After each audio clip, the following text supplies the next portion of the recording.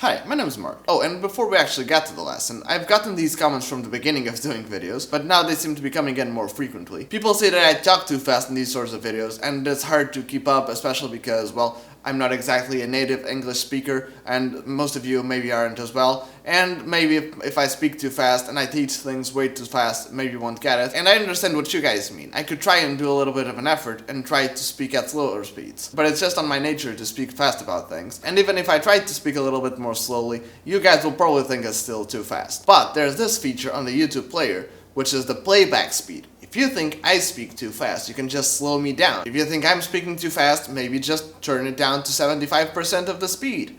Maybe that can help. Again, I could try to speak a little bit slower, and I'm not saying I won't. But if you think I speak too fast, you can just slow me down in the YouTube play thingy. Again, I've said it in other videos, I don't know when you're watching this video, but for me, it's the third week of this COVID-19 quarantine sort of situation, and I've been trying to practice some things, like most of you probably are, and I realized something, which is about, well, if you're into country guitar playing, or even rock playing for that matter, blues players do it as well, but it's not as much of a thing. You probably do those sixths, so like if we're in G, those little... But I noticed that most of the common positions are the ones that are using the third and first string, like those. And I was like, okay, that's cool, but maybe we can try to do some other strings, or maybe we could try and actually do some outline some different sort of chords, because when we usually do these positions, we're sort of outlining this sort of position of G major right there. And when we go for this, well, in a way we're sort of outlining this position in G, but you can also think about it as, I don't know, some sort of G major arpeggio, although it will end up being the same sort of a thing.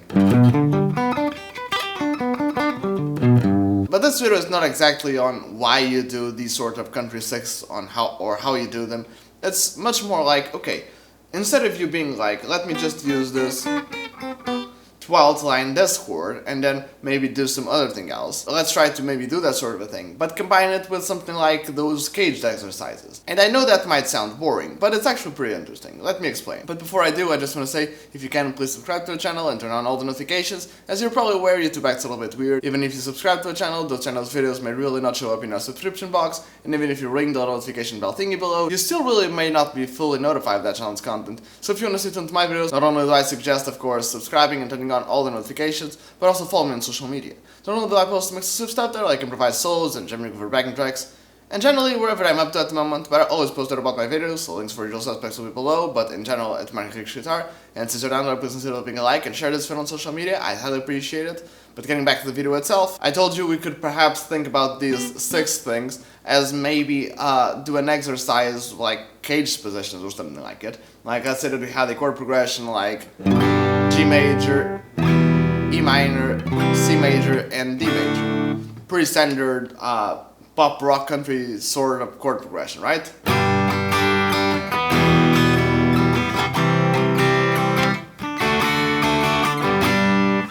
Well, that sounds fine and dandy, but if you know your cage positions, you could maybe think about it like, okay, we're going to do G, and then maybe E, and then maybe C, and maybe D.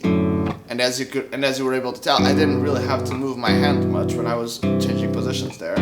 And you can do that in a bunch of different places. G, E, C, and then D. And you can do it in a bunch of different inversions and sets of strings and stuff like that. That's what I think makes a cool exercise effect. You can try to figure it out on your own. You don't need to be following any sort of rules or anything like it. But we can actually do the same sort of thing with these country sixths. Let's take again that same chord progression we were doing before. G, E minor, C, and D.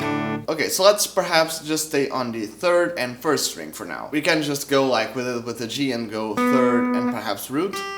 So in the case of G, it has the notes G, B, and D. So you have to find, in this case, a B, which is a third, and then a G.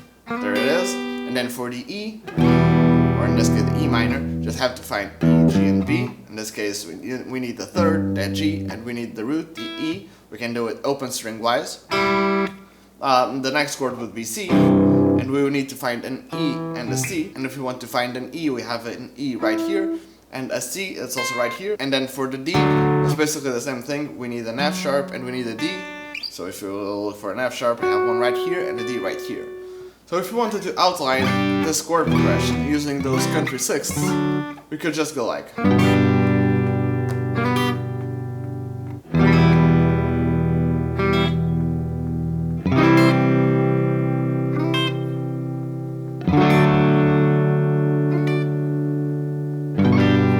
And we would be done by that. But like I mentioned before, you can sort of approach this as a sort of caged exercise thing.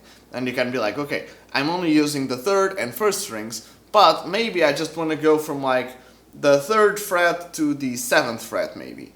And well, if you have that sort of restriction, you have to figure out ways to use only the 3rd string and the 1st string and sort of outline the chords you're looking for as well. So again, if we're just using the 3rd to 7th fret, we can still do this G position right here.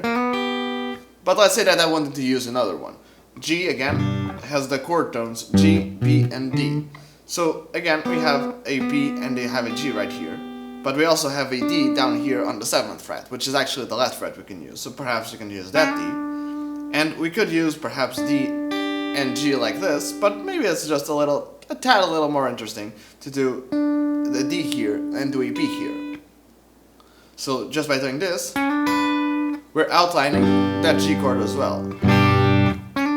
After that G chord, we have that E minor chord, and again the E minor chord has notes E, G, and B. So we could on one hand do perhaps a B right here and a G right here. And then for the C, we have again C, E, and G. We can find a C here and we can find a G there, so that can work. And for the D, again we have D, F sharp, and A. We could just move this shape that we did for the C, a tone up to go to D. So if we wanted to outline that chord progression with these country sixths, and this area of the 3rd to 7th fret, we could just do it like.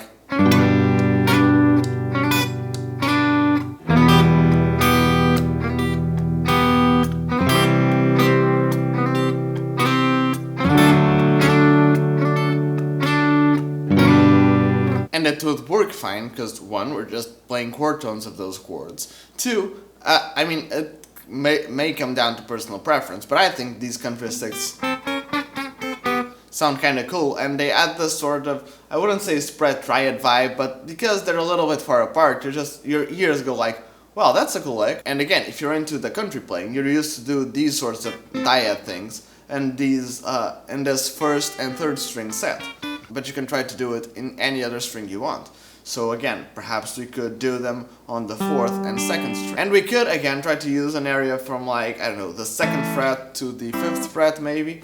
And again, if we try to do G, again, G has the notes G, B, and D. So we can find a G on the 4th string right here, and we can find a D right here. So we have a way to outline G right here. And if we want to do E minor, again, it's E, G, and B. So we could do something like, again, here, G and E.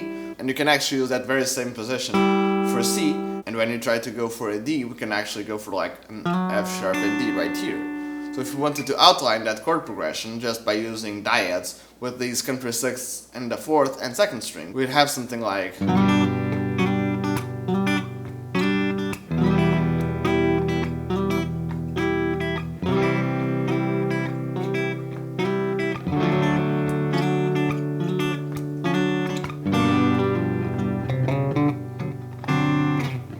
And as you can see, it works fine, it sounds fine. I mean, it was a little bit boring to do the same sort of dyad pair for both E minor and C major, but just because I limited myself in this sort of exercise, when you're soloing, you can try and do whatever you feel like it. You can move from one string set to another. You could even try to do some more spread stuff, like you could even try to use the 1st and the 6th string if that's what you really want to.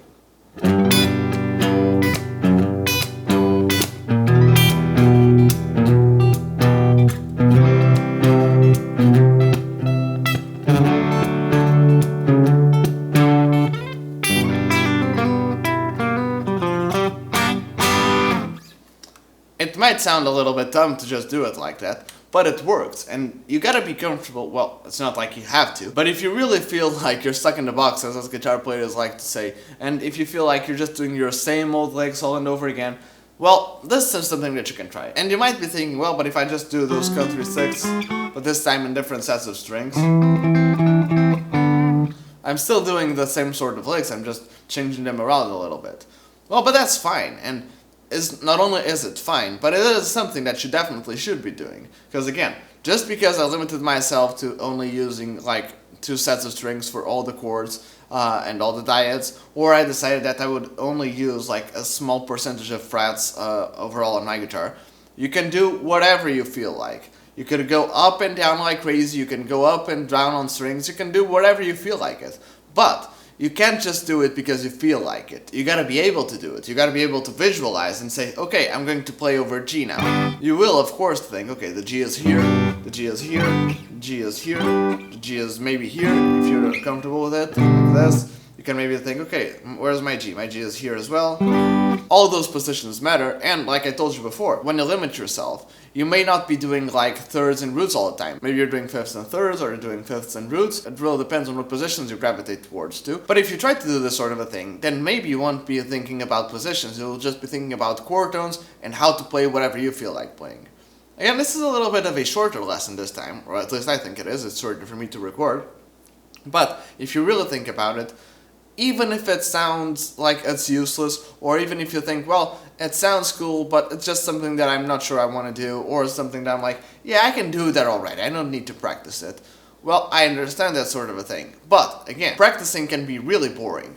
But if you're trying to practice like this, and you're thinking to yourself, you know what, now that I look at it, I think, I can probably do that exercise. I can probably figure out a way to make my practice be interesting. And again, if you're into that sort of a thing, again, I suggest to check out some of my other videos. I did a video actually about that specific thing, making your practice not really be that boring. You can check it out right there.